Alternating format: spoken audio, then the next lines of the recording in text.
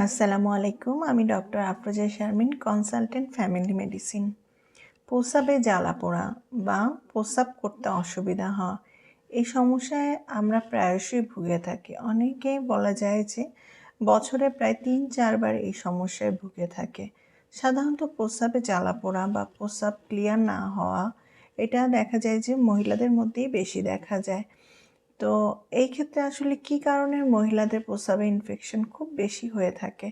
কারণ মহিলাদের হচ্ছে যে ইউরেথ্রাটা থাকে সেটা পুরুষের তুলনায় এটা ছোট থাকে। এটা মাত্র ৪ সেন্টিমিটার থাকে এবং এটা আমাদের মলদ্বারের খুব কাছে থাকে। এই কারণে দেখা যায় যে মহিলাদের খুব বেশি প্রস্রাবে ইনফেকশন হয়।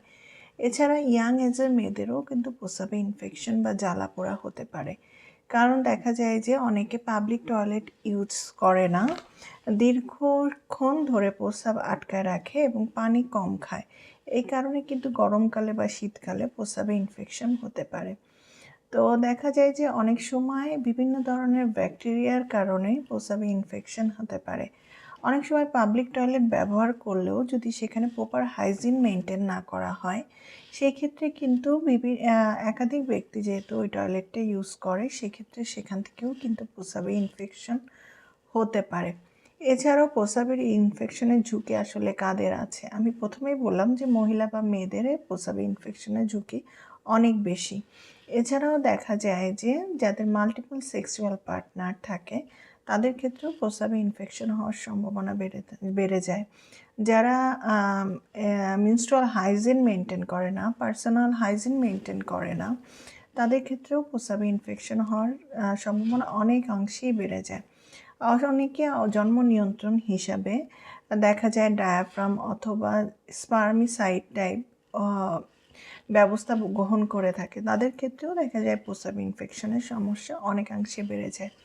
এছাড়াও আছে যেমন হচ্ছে যাদের মাসিক বন্ধ হয়ে যাবে বা মাসিক বন্ধ হবে এই সময়টায়। এই সময় দেখা যায় যে এই মহিলাদের ক্ষেত্রেও প্রস্রাবে ইনফেকশনের চান্স অনেকাংশেই বেড়ে যায়। তো সেই ক্ষেত্রে আসলে কী ধরনের সাইন সিমটম থাকে? প্রথমেই আমি বলছিলাম যে প্রস্রাবে জ্বালাপোড়া থাকবে।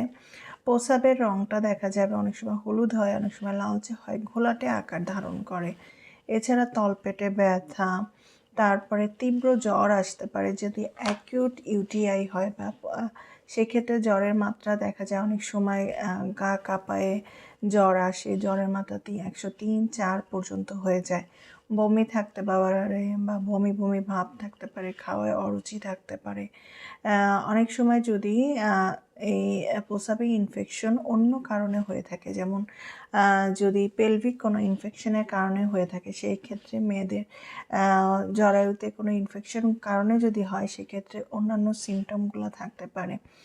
এছাড়াও দেখা যায় যে অনেকের দেখা যায় প্রস্রাবে ইনফেকশনের সাথে তার মলত্যাগের সময়ও ব্যথা, পেইন ছড়ায় যেতে পারে।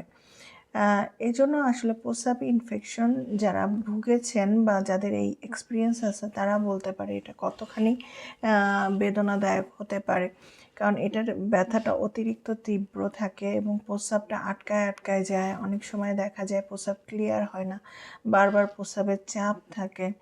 তো সেই ক্ষেত্রের জন্য আসলে আমাদের অবশ্যই সতর্ক থাকতে হবে। এখন এই যে আমি বারবার প্রস্রাবে ইনফেকশনের কথা বলছি, এটা যদি ট্রিটমেন্টটা ঠিকমতো না করা হয়, সেক্ষেত্রে কী হতে পারে? আমি প্রথমেই বললাম যে রিকারেন্ট ইউটিআই হতে পারে। দেখা যায় যে বছরে ৩-৪ বার প্রস্রাবে ইনফেকশন হতে পারে। সেখান থেকে কিডনিতে ইনফেকশন, কিডনি ফেইলিয়ার, কিডনিতে পাথর হতে পারে, ব্লাডারে ইনফেকশন হতে পারে, যেটাকে আমরা সিস্টাইটিস বলি। এইসব সমস্যা কিন্তু হতে পারে। এখন এটা প্রতিরোধের জন্য আসলে কী করা যেতে পারে? তো সেক্ষেত্রে আগেই আমি বলে নিচ্ছি যে প্রস্রাবে ইনফেকশন হলে আমাদের সাধারণত আমরা দ্রুততার সাথে ডাক্তারের কাছে যাব। আমরা বাসায় বসে আমরা প্রচুর পরিমাণে পানি খাবো, তরল জাতীয় পানি পান করব এবং ডাক্তারের কাছে গেলে ডাক্তার অবশ্যই একটা ইউরিন আরই বা রুটিন এক্সামিনেশন করতে দিবে।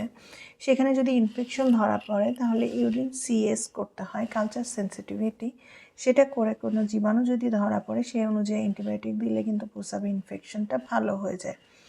তো সেই ক্ষেত্রে আমরা প্রস্রাবে ইনফেকশন হলে অবহেলা না করে আমরা ফার্মেসিতে যেয়ে সেখান থেকে ওষুধ না খেয়ে আমরা যদি ডাক্তারের কাছে যাই, তাহলে পরবর্তী যে অসুবিধাগুলো হতে পারে সেই সমস্যাগুলো থেকে কিন্তু আমরা নিজেদেরকে প্রোটেক্ট করতে পারি।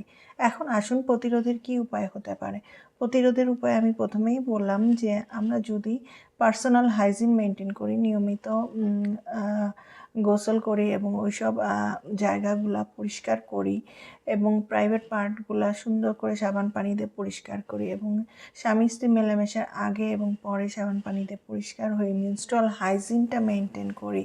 তারপরে আমরা যদি প্রচুর পরিমাণে পানি, তরল জাতীয় খাবার খেতে পারি এবং প্রস্রাব আটকে না রেখে আমরা যদি প্রস্রাবের চাপ আসলে সেটা ইভাকুয়েট করতে পারি এবং আমরা আরও যেসব নিয়মকানুন, যেমন আমি বলছিলাম যে বার্থ কন্ট্রোল, জন্ম নিয়ন্ত্রণ হিসাবে আমরা স্পার্মিসাইডাল প্রোডাক্ট ইউজ না করে অথবা ডায়াফ্রাম ইউজ না করে আমরা যদি অন্য ধরনের জন্ম নিয়ন্ত্রণ পদ্ধতি ডাক্তারের পরামর্শে ব্যবহার করতে পারি এবং মেনোপজের সময় যে আমাদের বা মাসিক বন্ধ হওয়ার সময় যে মহিলাদের প্রস্রাবে ইনফেকশন হয়, সেটার জন্য আমরা যদি হরমোনাল ট্রিটমেন্ট দিই, সেই ক্ষেত্রে কিন্তু এই প্রস্রাবে ইনফেকশন থেকে খুব সহজেই নিরাময় পাওয়া যায়। ধন্যবাদ।